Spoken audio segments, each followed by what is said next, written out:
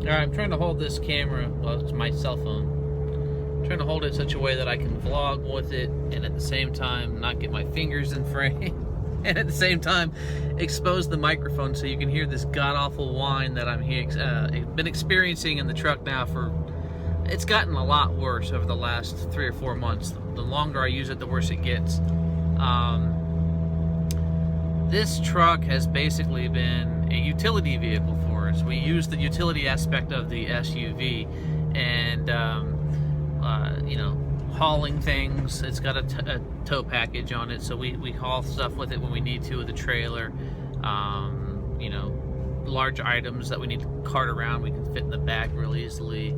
So, but at the same time, this is a 2002 vehicle with 82,000 miles on it. I think I put a total of about 3,000 miles on it last year.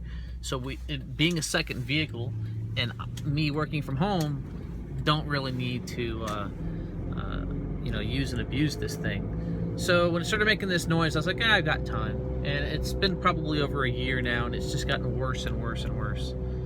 So I'm doing 35 right now, getting ready to get on the highway. And I'm just gonna be quiet so you can hear this, and I'll mark off my distances.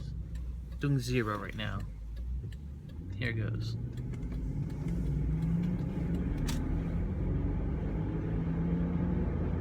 $35, $40, $45, $50, $55, $60, $65,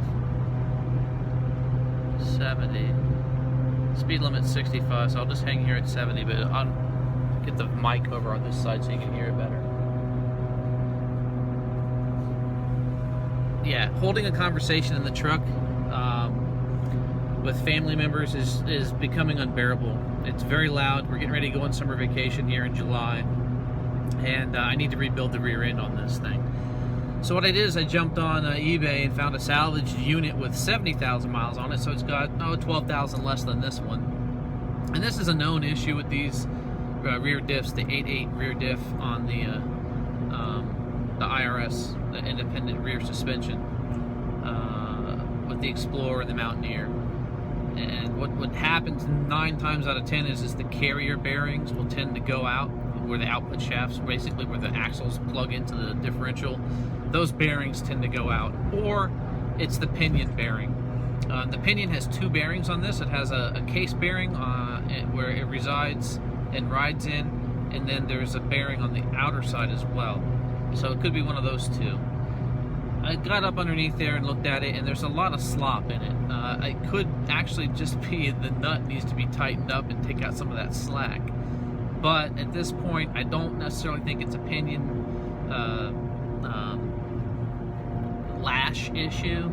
I think it's more than likely a bearing's gone out, because it's progressively gotten worse, and it just sounds like a bearing issue, which made me start looking at the wheels first. And that's why I was looking at the hubs and the hub bearings, and that's why I replaced the front hubs, because when I put the new tires on, it completely changed pitch, and it felt like it was coming from the front. Initially, I diagnosed it as a rear bearing in the differential, and I was trying to avoid doing this job because it's costly and time consuming. So I was looking at, you know, lower cost alternatives that it could potentially be. So I started, as soon as I changed that tire, I realized it could possibly, but I don't think it is, but it's worth a try. So tried the front hubs, not it.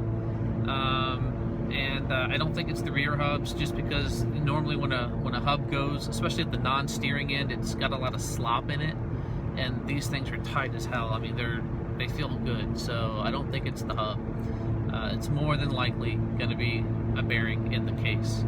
So we'll see.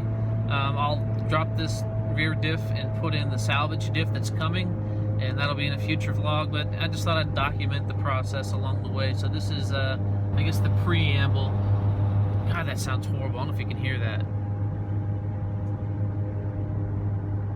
I'm doing 55 right now, approaching a red light. You just listen to it go away.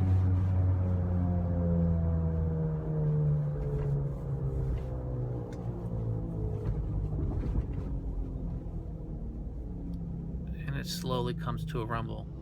Anyways, rolling up here on where I need to be, and I'm gonna go ahead and hop off here and just, you know, wanted you guys to hear that disgusting, whiny, grindy, bearing-induced noise. Hopefully it's bearing-induced. If I get this differential and put it in and it's not it, I'm going to be pissed later.